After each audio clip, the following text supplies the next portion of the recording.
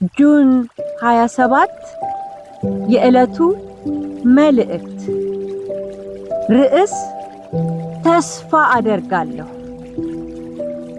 እኔ ግን ወደ እግዚአብሔር እመለከታለሁ፣ የመድኃኒቴንም አምላክ ተስፋ አደርጋለሁ፣ አምላኬም ይሰማኛል። ትንቢተ ሚክያስ ምዕራፍ 7 ቁጥር 7። ራሳችንን ከሌሎች ጋር ማስተያየት የለብንም ሲባል እንሰማለን። ማድረግ ብንችል መልካም ነው።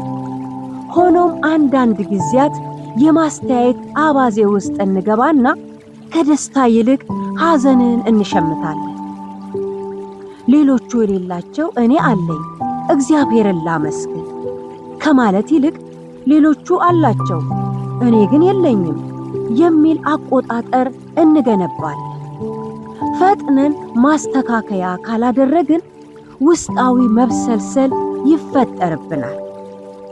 ይህ ደግሞ በእኛ ዘንድ ብቻ ሳይሆን በብዙዎች ዘንድ የሚያጋጥም ነገር ነው። ነቢዩ ሚክያስም ወደ ራሱ ተመልክቶ ራሱን ሲያየው ለምንም ነገር እንደማይጠቅም በማሰብ የዛፍ ፍሬና የወይን ፍሬ ከተለቀሙ በኋላ እንደቀረው ቃርሚያ ሆኛለሁና ወዮልኝ አለ። በዚህ ብቻ አላበቃም። ወደ ሰዎች ተመልክቶ ደግ ሰው ከምድር ጠፍቷል፣ በሰውም መካከል ቅን የለም በማለት ተናገረ። ከማህበረሰቡ አልፎ ወደ መሪዎች እይታውን ሲያማትር አለቃውና ፈራጁ ጉቦን ይፈልጋሉ፣ ትልቁም ሰው እንደ ነፍሱ ምኞት ይናገራል፣ እንዲሁም ክፋትን ይጎነጉናሉ በማለት እይታውን ማሳረፊያ ማጣቱን በግልጽ ይነግረናል። ወደ ቤተሰቡም ሲመለከት እስካሁን ከጠቀሳቸው የተለየ አልነበረም። ወንድ ልጅ አባቱን ይንቃልና፣ ሴት ልጅም በእናቷ ላይ ምራቲቱም በአማቷ ላይ ትነሳለችና የሰው ጠላቶች የቤቱ ሰዎች ናቸውና።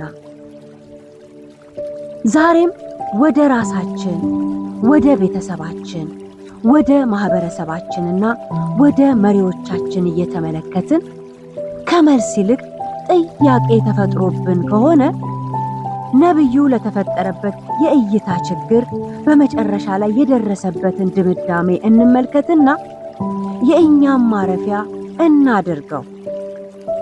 እኔ ግን ወደ እግዚአብሔር እመለከታለሁ፣ የመድኃኒቴንም አምላክ ተስፋ አደርጋለሁ፣ አምላኬም ይሰማኛል። ትንቢተ ሚክያስ ምዕራፍ 7 ቁጥር 7። ምንም አይነት ተስፋ የለኝም ለምንል አንድ ጽኑና አስተማማኝ ተስፋ አለ። እርሱም እግዚአብሔር አምላካችን ነው። ራሳችን፣ ቤተሰባችን፣ ማህበረሰባችንና መሪዎቻችን ጋር ያላገኘነው ተስፋ እርሱ ጋር አለ። ተስፋ ያደረግነው አምላክ መድኃኒት ነው፣ የነፍሳችንን ቁስል ይፈውሳልና። ስለዚህ ተስፋ የለም አንበል። ይልቁንም እኛም እንደ ነቢዩ ቁርጥ ውሳኔያችንን ይፋ እናድርግ። ተስፋ የሚደረግበትና የሚሰማ አምላክ አለና። እኔ ግን የመድኃኒቴን አምላክ ተስፋ አደርጋለሁ።